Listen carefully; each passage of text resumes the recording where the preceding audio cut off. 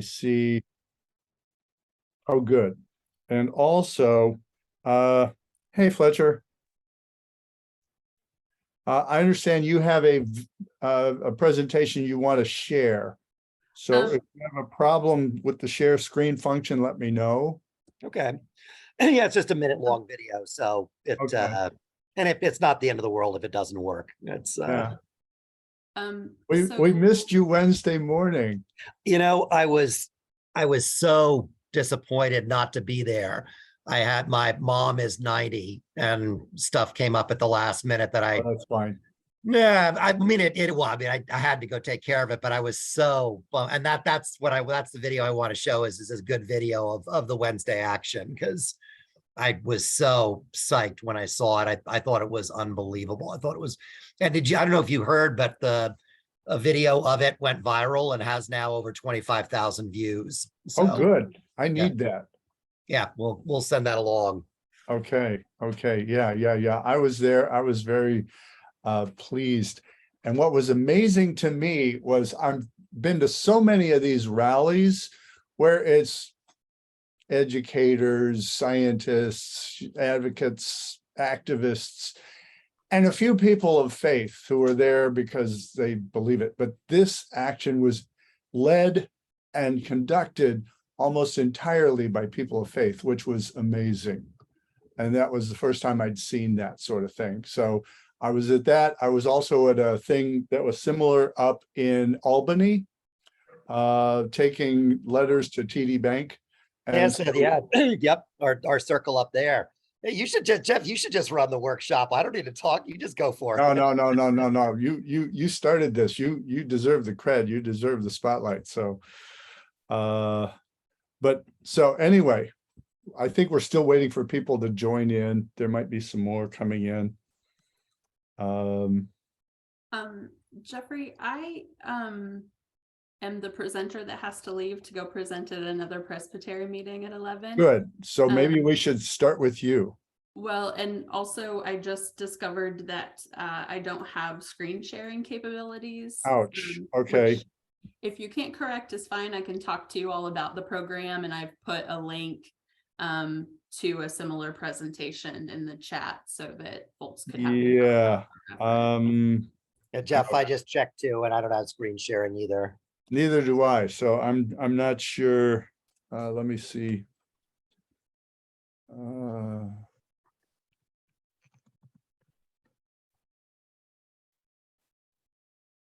I'm going to make a phone call.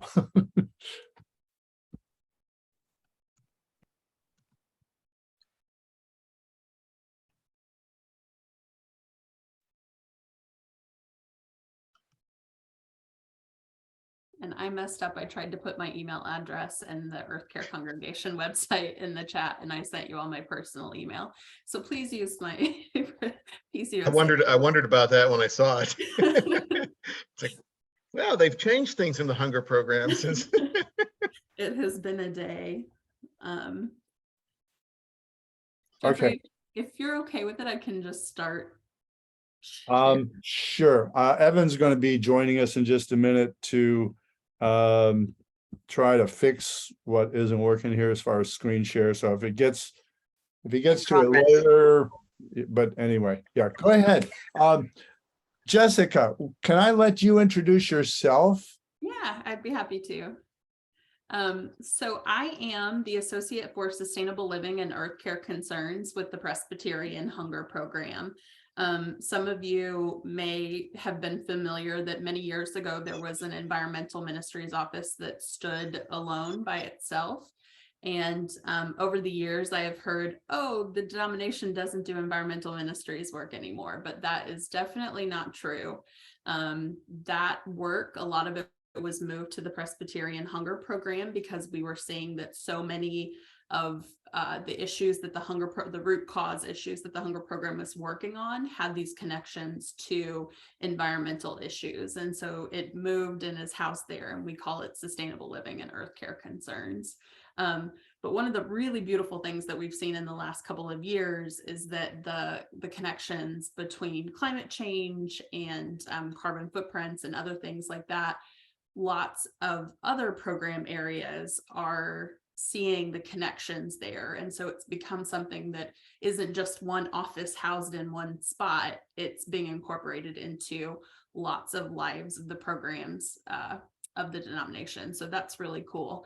The Hunger Program organizes its work priorities based on what we've heard from our partners into work that falls into 3 different categories. One of those categories is helping folks, ensuring that folks have access to more and better food. So the right kinds of food that's locally grown, and food that's culturally appropriate for where they are. We also do work that allows us to stand in solidarity with people. We know that sometimes folks can't afford to feed themselves or don't have access to that food because they don't have the economic access to training, employment, housing, land that they need. So we do things to be able to that allow us to stand in solidarity with people. And the third way, and this is where a lot of my work falls, is we do work that ensures that environments are more livable. And so that may look like doing things that are, related to ensuring that environments aren't contaminated, or environments that have been contaminated are being restored in ways that they can be. It looks like making sure that if resources are being extracted from communities, that it's being done in a way that doesn't endanger the health of those communities, or in places where health has already been impacted, that what can be done to mitigate that is done. And so, like I said, my office is sustainable living and earth care concerns. And I think the biggest reason that I was invited to present is because of the things. So that office really looks at how we impact the earth, how we care for the earth, and how we hold our responsibility to steward the earth. And so we offer resources that allow people to look at their economic choices. So resources that help reflect on how we spend our money, or how we celebrate holidays in a way that is sustainable and responsible to the earth. But we also do work that helps congregations and individuals in those congregations be more faithful stewards of caring for the earth. So all of the work that we do at the mission agency is rooted in policy. And so the work that I do, if you are a policy person, is rooted in this Restoring Creation for Ecology and Justice policy that was passed in 1990 by that General Assembly.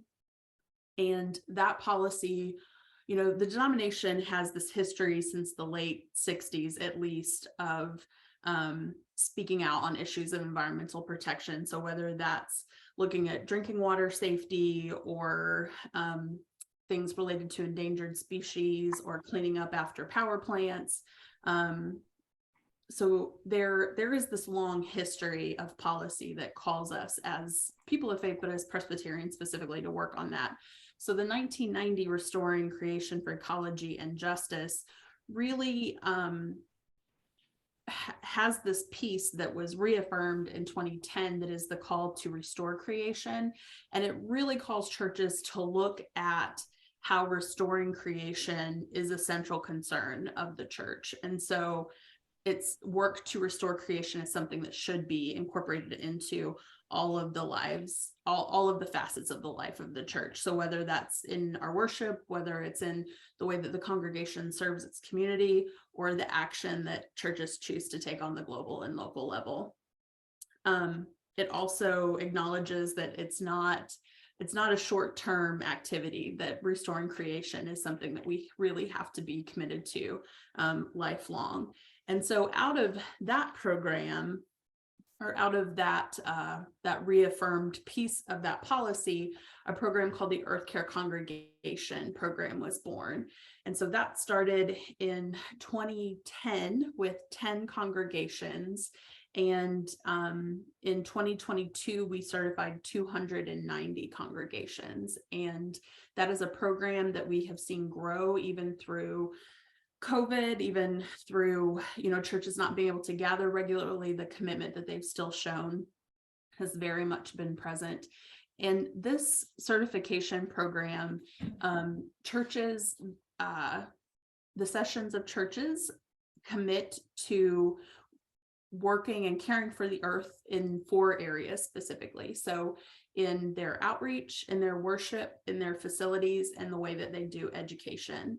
And so the outreach piece of that is where we see a lot of really important advocacy being done by churches. An example of that is things like in Shepherdstown, West Virginia, there was a factory, a rock wool factory that is used, it's stone wool insulation, and that there was a big factory that was supposed to come into this town between an elementary school and a nursing home, and no one in the town was raising any of the environmental concerns about the impact that this factory would have, particularly on these folks that were so vulnerable.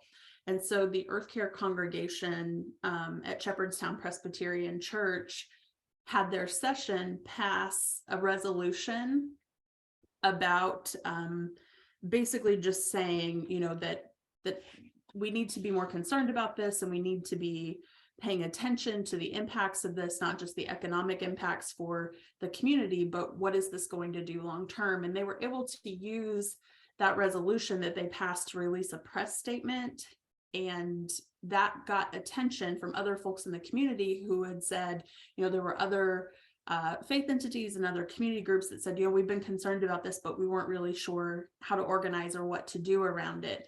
And so those folks connected with the folks at Shepherdstown Presbyterian Church, so they were able to form a community group that then could speak out and address some of those concerns. And I think that that factory ended up not coming into that town because they couldn't meet, after folks were looking at it, they couldn't meet the environmental standards that they needed to. So that's one of the ways that we see you know, things that churches can do and people in churches can do. Some of the other activities are just lifestyle things, which aren't always necessarily advocacy specific, but the way that we see that kind of becoming a thing that people advocate for is, as churches are doing these things to retrofit buildings or to make choices about solar panels or LED lights and that kind of thing, the people in those congregations are learning themselves, and they're taking that to their own homes, and they're taking it to other groups and other folks that they are affiliated with. One of the stories, let me see if I can pull this picture up and share it. But one of my favorite stories about how the action of one church has a rippling effect for sure is related to solar panel installation. And so this is something that there was a church in West Virginia that had I apologize that had a 7-member congregation, and they ended up having to advocate for themselves to get the financing to get these solar panels because the loan provider wasn't certain that it would work out, but they really wanted to do this and really wanted to make this a part of the life of their church. And so they were able to do that and install the solar panels, and that dedication service led to individuals in that community choosing to install solar panels on their home, but it also led another congregation in that community who had 20 members and had decided that they were too small to install solar panels. Then they also were able to do that. So, and that's the second photo that you see there. So we are seeing lots of things that churches and Earth Care congregations are doing. This is a climate action strike that was organized by a church in North Carolina. And the ways in which Earth Care congregations are advocating and doing outreach is part of why that is so beautiful. Is it's because it's something that is intergenerational, and folks can organize around those things. They reported the oldest person participating in this was 78 and the youngest was 6 months. So there's another picture where the baby is in the photo too. But and we also see as ways of action churches in presbyteries that have established themselves as earth care congregations and earth care leaders. They then are able to come together across presbyteries to help other churches who may not be in a place to get there, but are trying to take action steps to move forward. This is a photo from the Presbytery of East Tennessee, and the earth care congregations there created something that they call their Presbytery-wide climate and energy stewardship team. And they basically set up a kind of a carbon offset fund, but basically like a thing in their presbytery when folks travel that they could donate to this fund. And then the money in that fund is distributed to projects to help decrease the carbon footprint across the presbytery. And so one of the examples is there was a church that they were able to help outfit it with LED lights to help conserve the energy there.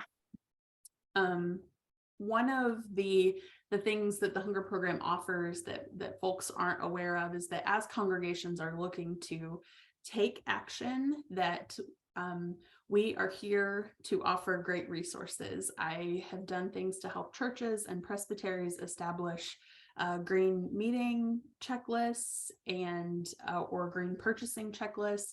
We offer things like the Climate Care Challenge, which is something that you can take into your groups and say, this is a step that I'm going to make. Some of those things might be connecting with folks that make policy. Some of them are just changing some of your own individual approaches to things. But then it's a tool that you can use to get other folks in other groups to connect around these same issues. We also offer the Tread Lightly for Lent calendar every year, which has reflection and action steps that you can take. Something else that we offer is we have a partnership with Blessed Tomorrow that we've had for about 4 years. There is an ambassador training program that's specific for Presbyterians that really equips you with the knowledge that you need to be able to talk about environment and environmental issues, climate change specifically. They offer several resources. So if you're a pastor or another kind of faith leader and you're wanting to incorporate, like develop an elevator speech or incorporate these things, the Let's Talk for faith leaders, and then also a resource called 15 Steps walks you through how do you establish effective communication.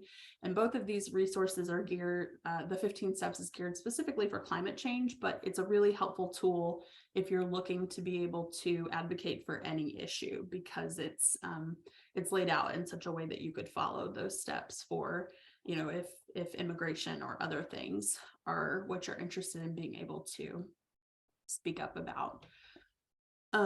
The other resource that they offer that is available in English and Spanish is this Moving Forward guide. This is a guide to climate action for your congregations, and it has a piece that is really helpful that is basically this roadmap to, if you're looking to move your congregation to clean energy, there's a roadmap of how you get there or how you could conceivably get there. So that is a really helpful tool for folks. I think I'm gonna stop there because I have just a few minutes, and I realized that was a very quick, very fast introduction to that, but becoming an earth care congregation and using some of these resources, that's definitely something that could be done as action steps to help your congregation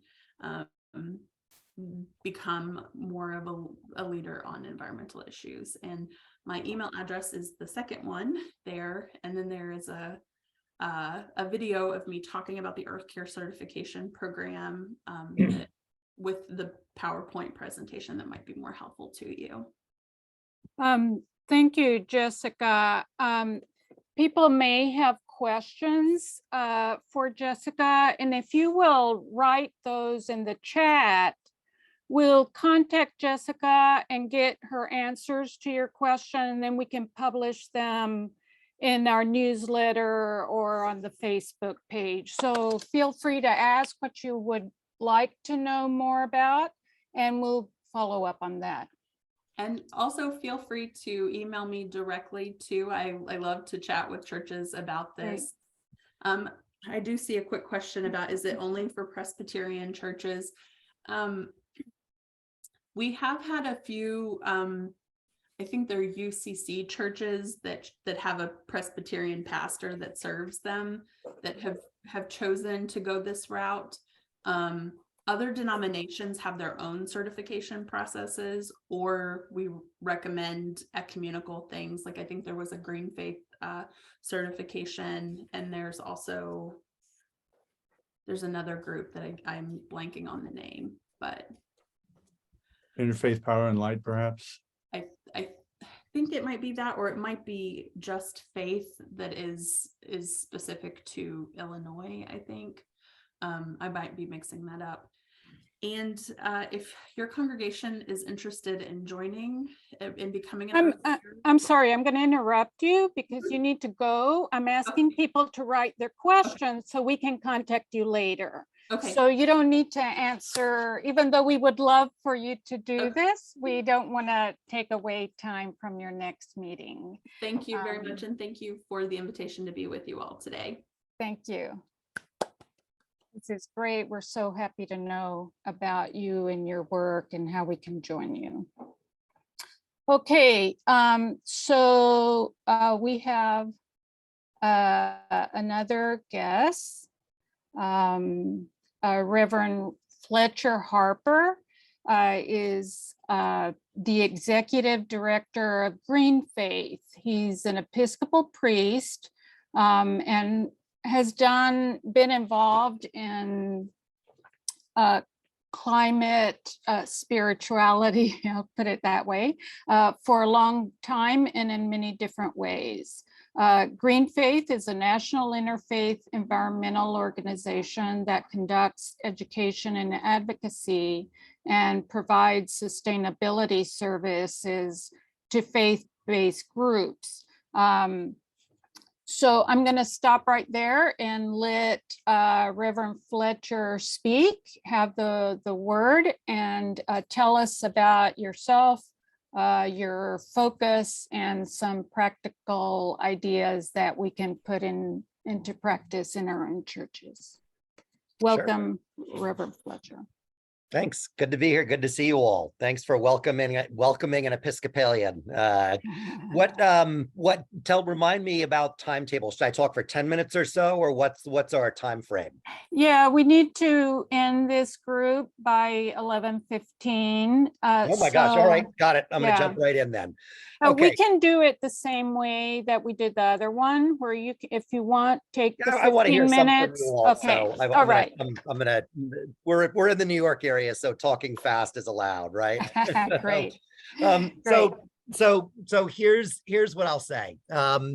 We're actually an international multi-faith climate justice organization. We have team members fighting new fossil fuel projects and related human rights violations in Africa, in East Africa in particular, starting work in Nigeria, in the United States, in Indonesia, in Japan, in Brazil, Germany, France. And what is the root cause of the climate crisis is governments that are either inept or corrupt in terms of addressing this massive threat, which threatens billions of lives, and that is not an exaggeration. This threat has been well known and described by the scientific community, by the media for over 40 years. The block, and in addition to governments blocking, the other extractive industries, which remain among the most powerful in the industrial, in the business sector in the world, and the world's largest financial corporation. So this is a real David and Goliath situation, and that's where religious groups have an unbelievably important responsibility and opportunity to take the methodology, the organizing and activism methodology that was described earlier, and to put it into action. I'm going to speak very specifically about opportunities in the greater New York area. At a broad level, around the world, GreenFaith is working opposing new fossil fuel and deforestation projects and fighting related financing, and at the same time arguing that governments and finance institutions ought to be putting enormous amounts of resources, financial and otherwise, into scaling up renewable energy in an equitable and rapid manner. And in the course of doing that, creating millions of good paying jobs that can help people rise from poverty into a more dignified life. New York City is the world's finance capital. And because of that, our primary campaign in the greater New York area is to put pressure on the world's two largest asset managers, BlackRock and Vanguard. One of them headquartered in New York, BlackRock, one of them headquartered in Philadelphia, 90 miles away. Those institutions spend millions of dollars hiring public relations agencies to say what they're doing in support of the environment, while at the same time continuing to pour trillions of dollars into financing new fossil fuel and deforestation projects. They are one of the greatest threats to the world being able to meet climate change emissions reduction targets. They have the resources to help catalyze a rapid transition towards an equitable and just future.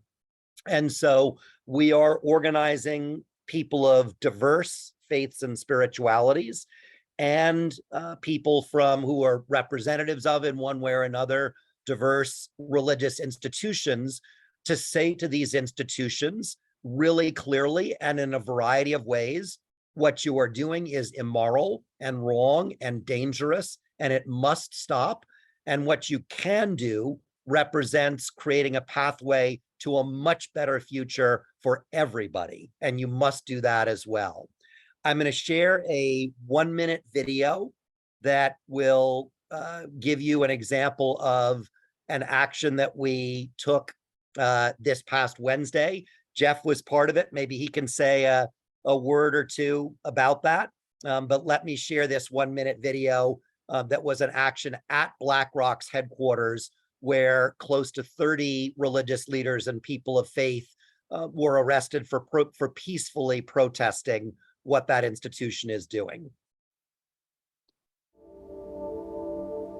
We are here to create sacred space together.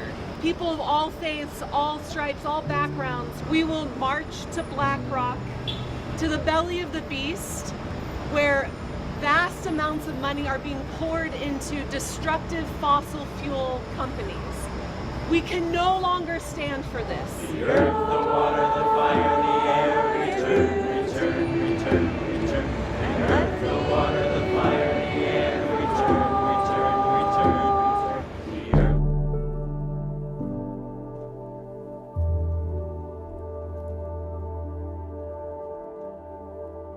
We know that there are people of faith all over the world who care about the climate crisis, and we need to show it is our moral responsibility to call out the decision makers who are actively destroying the planet. We are called as interconnected beings on this planet to protect the sacred earth, to care for living beings and this living planet that we're all a part of.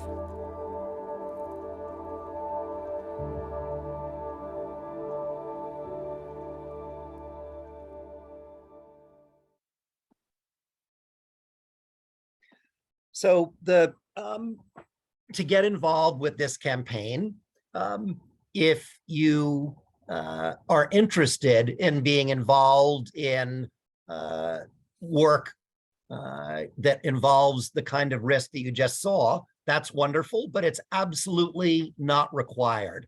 For the 30 people who risked arrest, there were well over 100 who were there simply to pray, who raised awareness within their congregations, who conducted educational sessions to spread the word about this action, about BlackRock, and why it's wrong.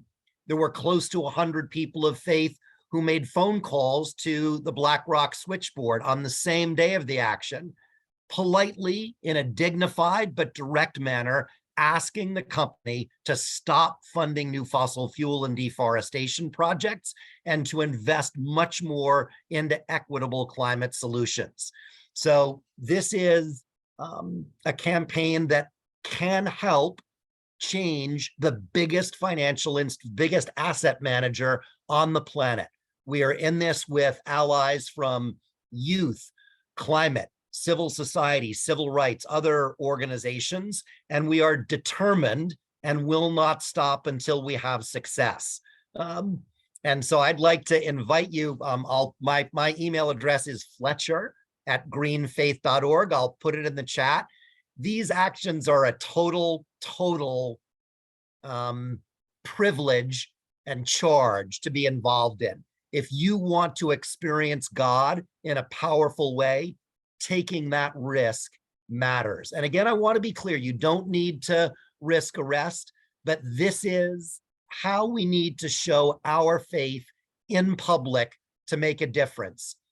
What we say to folks is prayers are okay, but until we get up out of the pews and go into the streets, the world will not change. The positive way to say that is we know from our sisters and brothers who helped free India from British colonial rule, who helped lead the civil rights movement in this country, who helped break the yoke of apartheid oppression in South Africa. We know that when people of faith summon the courage to go public with what we believe, that the universe and the world cannot help but change. So, Jeff, let me give you the mic just for a minute, and then hear any questions. But you're a key local leader on this, and you're doing an amazing job. So I did put a couple of things in the chat. There are 2 circles. One's in New York City, one's on Long Island. Those local circles gather on Zoom and coordinate with larger events. I will say that Wednesday was amazing. We've seen a lot of organizations out there protesting climate change, but to see people singing Hebrew worship songs at BlackRock was something I never expected. And so GreenFaith is quite interfaith. There were Buddhist monks, there were we had a Hindu woman doing a ritual for Diwali. So it is all focused on climate change. And so BlackRock was specifically chosen. That was the second event that we've done at BlackRock this year for GreenFaith. So if there's any questions or anything, I'd be happy to put you in touch with people. There are a couple of organizers who are located in New York City that work for GreenFaith. Fletcher's a busy man, so they're here as well to help him to do this important work. And actually, what I'll do is Reverend Chelsea McMillan, who was in the film, she's actually the best person to contact because I'm sort of jumping all over the place. But I saw Bob, great to see you. Saw your question about, the city, if folks want to learn about how to reduce the carbon footprint of your congregation, send me an email. We've got contacts at the City of New York and Con Ed. They've got good programs that'll help subsidize energy efficiency retrofits. That's a buildings and grounds. The folks who implement that stuff are the folks in the buildings and grounds area, and they absolutely ought to do it. You all are the activists, and that's why I'm bringing it this way here. We really, really need pressure on these large corporations and on government, and it needs to be amped up. They are the ones that have the power to create change at a systemic level. The civil rights movement was not about desegregating individual churches. It was about desegregating all of society. And we need to keep our eye on the prize in terms of, until we get the political and economic heavy hitters to feel moral pressure consistently, we're going to be way behind where we need to be. And it's great. We were psyched that the Presbyterian Church, after really, really good organizing for a decade by fossil-free PCUSA and Abby Bohop and her crew, we were really, really psyched about the recent divestment commitment by the Presbyterian Church. And what we want to do now is get every Presbyterian agency that has an account at BlackRock to call up BlackRock or to meet with them and say, what is going on? How can you still be investing in fossil fuels? Get out of that stuff. Put money in, in community level renewable energy projects that create jobs, put people back to work, build skills, and so on.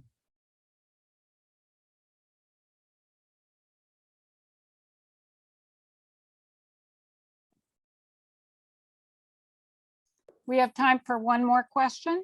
Yep, I guess Justina just sent a thing about say a little bit about the issue in Right. Uganda.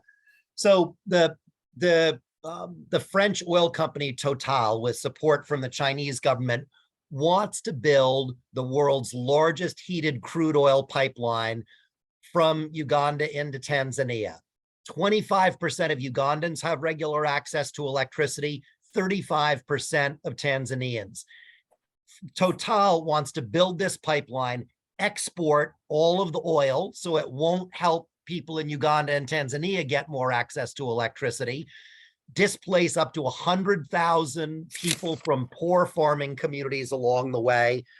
The carbon footprint of the oil transported through that pipeline to be burned is more than 3 times the annual carbon footprint of all of Tanzania and all of Uganda combined. It is sheer insanity. And we are working to organize people of faith, really courageous people of faith in Uganda, Tanzania, Kenya, and in France to work together as people of different faiths across regions to say, no, we've taken folks, allies, our grassroots faith folks from Uganda and Tanzania have gone and met with Total's senior leadership. And you know what was sickening? They went and they said, you've got to stop this. It's destroying our community. Why not large scale solar projects? The Total's answer was, if we gave a certain amount of money to your community, would you support this project? It's just sickening. And you've got to be willing to deal with the fact that there is a level of sin and just ugliness involved in this stuff, and then to get a little bit righteous and call this stuff out. It's got to stop. Yeah. Well, we unfortunately we have to stop.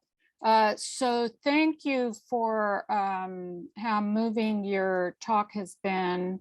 And we appreciate knowing both about these actions that you're involved in, but also the help in thinking about how we can participate. I want to remind everybody that Jeff Porter is in our own presbytery, and he's our leader in this area. Yeah, connect with Jeff, because he's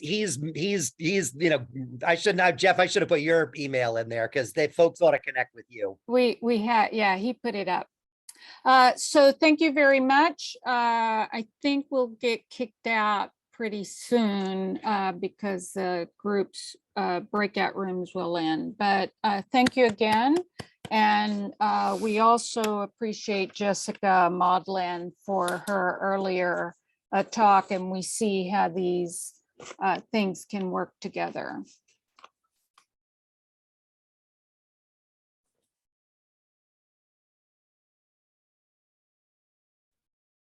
Just until we get kicked out, does anybody else have anything they want to say? I mean, we might as well. I don't know when it's going to happen, but if anybody wants to say anything or any comments, Justina, you've from that question, I'm curious, do you have family or connections in Uganda? Yes, my sister and myself, we started working with young people in Uganda. And so, one of the things that we're interested in doing is just making them more aware. We have some who are working with climate change and trying to teach the little ones. But as you know, there is also a there's a young group that's starting to rise up politically. So it gets a little funny in terms of trying to get them involved in something like this. But many of them have been recruited for the Total Energies with the idea that it's going to be great for them and they'll make money. And they're recruiting like 15,000. I mean, tons of children taking 150, and it's not really going to, be beneficial to them. And so we're just interested in finding out other ways that we can connect in safe ways for them as well. No, Justina, if you would like, email me. I can connect you with our organizer who's based in Nairobi, but who's working with, we've got a dozen GreenFaith circles in Uganda organized at different places along the proposed route of the pipeline. And they're involved both in educational stuff and in and also in some of them who want to be are involved in the public engagement, public action side of the equation. But I'd be very glad to connect you with our community there. Thank you. That would be great. Because I think what you see is, I mean, this is where, again, the church's international global presence really matters when we can connect folks across those borders. Great.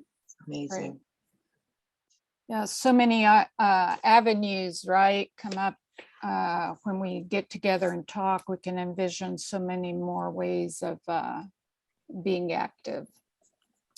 So again, thank you very much, everybody that participated, and especially for coming out and giving us your time this morning, Reverend Fletcher. Yeah, great to be with you all. Here they come. Welcome back, everyone.